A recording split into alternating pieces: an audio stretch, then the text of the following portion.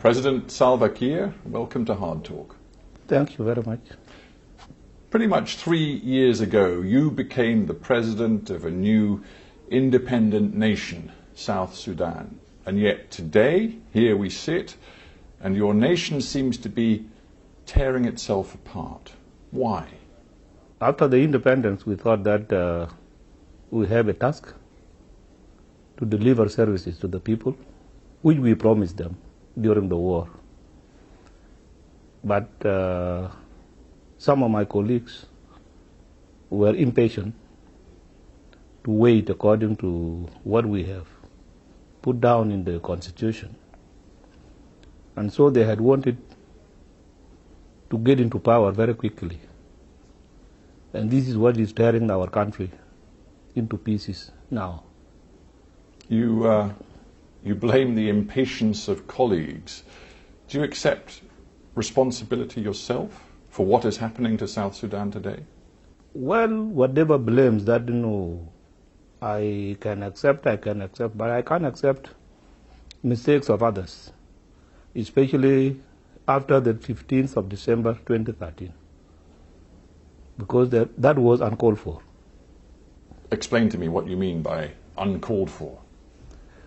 There was no reason for leaving peaceful talks and go for arms. Now to wage war against the nation. This is the crux of what has become the conflict. Riek Machar, who was your vice president until you sacked him in the summer of 2013, claims that in December of 2013, your presidential guard moved against newer people inside that unit, and that was the beginning of what became a conflict, instigated, he says, by you. He was lying. I don't think that I can do that. The Presidential Guards Unit, even now, has no reason to move against any Nuer soldier in that unit.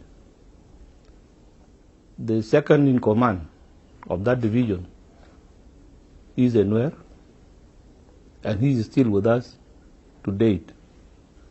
So, if there was any intention of killing any Nuer, why was he left untouched?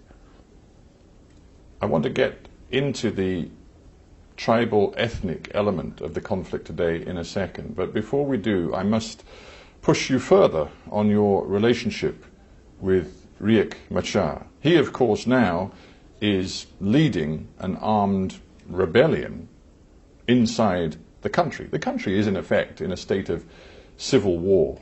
You met him in Addis Ababa just a few days ago. You signed a cessation of hostilities agreement, and you laid out a process to work together on a new political roadmap. But it sounds to me like he does not trust you, and you do not trust him.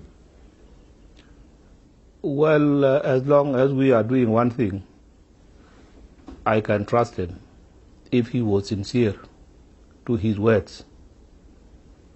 I can trust him.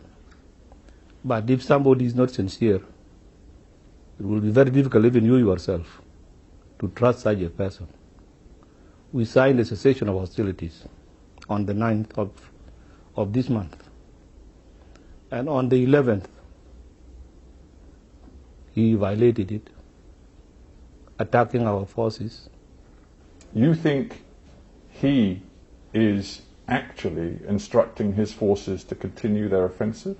Definitely, because he did not give them orders to stop fighting after signing.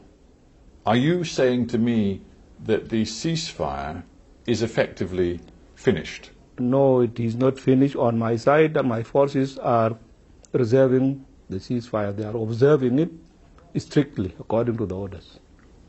I asked Riek Machar just a few days ago whether he was truly in full control of all his forces. He insisted he was. I put the same question to you.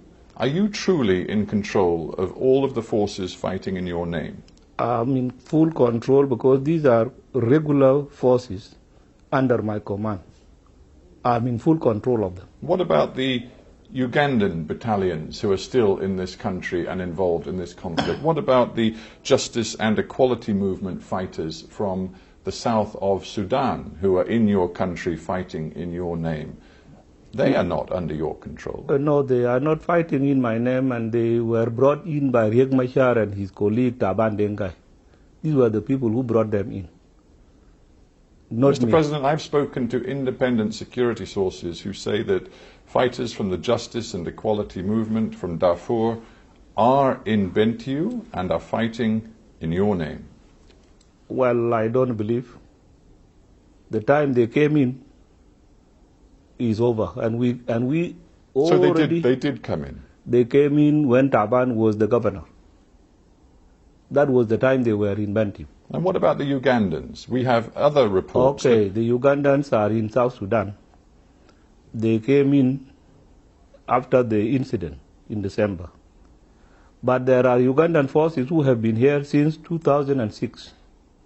But in and this they conflict, were brought in by Riek Machar. if I may say so, Mr. President, there is irrefutable evidence that the Ugandans have been fighting on your side. Yes, I don't deny that. I don't deny that. They have dropped cluster bombs. They fought in Bor, and they stopped there in Bor. They have not gone anywhere. They are here in Juba.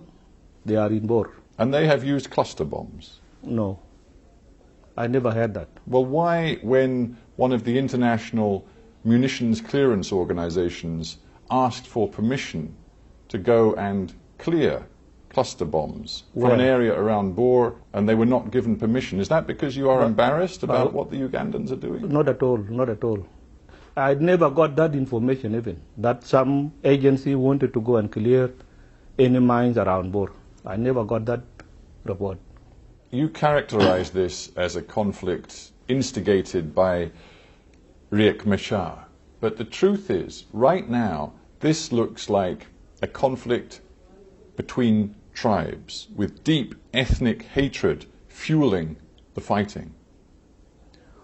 Well, it is him who have actually incited the Nuer against Dinkas.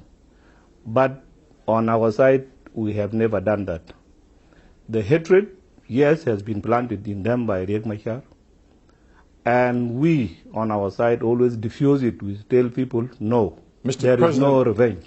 The facts don't appear to bear that out. The first serious, outrageous acts of violence based on ethnicity appear to have taken place here in Juba, right after December 15th. We have reports backed by evidence from the United Nations and Amnesty International of your troops going into neighborhoods in this city, seeking out Nuer men, taking them to security facilities and murdering them. When I got the information that there was killings going on in the estates around Juba, I set up a commission, and then I sent in troops to arrest whoever that has taken law into his own hand. But with respect, it was the security forces who were doing the killing based on ethnicity. Your security forces. I don't think, but I am not defending them. I say law does not know whom you are. If the security forces were involved in that, they must be punished for their actions. Well, let's not say if. All of the evidence, including an extensive UN report, says your forces were responsible. Will you accept that? I will not accept until they are investigated and then it is confirmed. An investigation has taken place by the United Nations. Yes, it is taking place. A commission to investigate is there. And the AU also has set up a commission to come and investigate. Because of those incidents and the deaths of hundreds of Nuer people, and the fact that you know right across this city, Nuer people, thousands and thousands of them, fled for their lives to the safety of UN compounds, what we now have is a conflict which looks dangerously like a Rwanda-style ethnic conflict. It will not. It will not go to that stage. These people who have ran to the UNMISS camp are now coming out on their own because they have seen there is nobody who is targeting them. But I've been in the camps. There are people in those camps who are still frightened for their lives. Those who are inside the camps are actually people who have been politicized because Riek Machar is sending messages that don't come out. We are coming to liberate you when we capture Juba. Is that what you say to the woman who saw her husband shot in front of their children? Well, you say that she has been politicized? That's not politicized. That's just a woman who believes in this country today it is dangerous to be a Nuer in a Dinka majority city.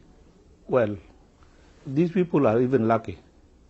The Dinkas who were in the hands of Riek Machar, you cannot get a survivor who can tell you the story of what was happening. Did you ask him whether he was able to spare any Dinka? No.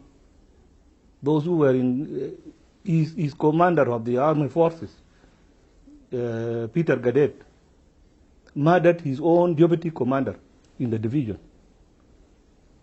You talk about Peter Gadet. It is interesting that he's been identified by the Americans as an individual responsible, allegedly, for serious atrocities who has now had sanctions imposed upon him. The chief of your presidential guard has also had US sanctions imposed upon him, and the UN Secretary General has said that those responsible for the atrocities and the systematic violation of humanitarian law should be held to account in a special tribunal. I agree. But that could be you. It can be me. If it is me that has given orders, I don't mind facing the law. Did you give orders? I did not. I did not give orders for fighting. Riek Machar gave orders for fighting, and if you were to listen to the security people, you will get it that he was ordering his forces to open fire. See, Riek Machar says to understand this conflict today, you have to go back. You have to go back to your governance of South Sudan over the last 2.5 years. He says that over that period, you behaved more and more like a dictator. Well, you will have to prove. You will have to prove what have I done that shows I'm a dictator. Well, it's an interesting point you say. Look at the evidence. Let us look at the evidence. Let us look at the letter, for example, written by a group of senior US State Department officials and South Sudan experts who wrote an open letter to you in July 2013 and said this: "We joined you in your fight against the abuses of the Khartoum regime for many years, but we cannot now turn a blind eye when yesterday's victims become today's perpetrators." That was a message to you. To correct whatever that might have gone wrong. In your administration? Well, even now in Obama administration, there are mistakes. In Cameroon administration, there are mistakes. You will not count them on Obama, nor will you count them on David Cameron.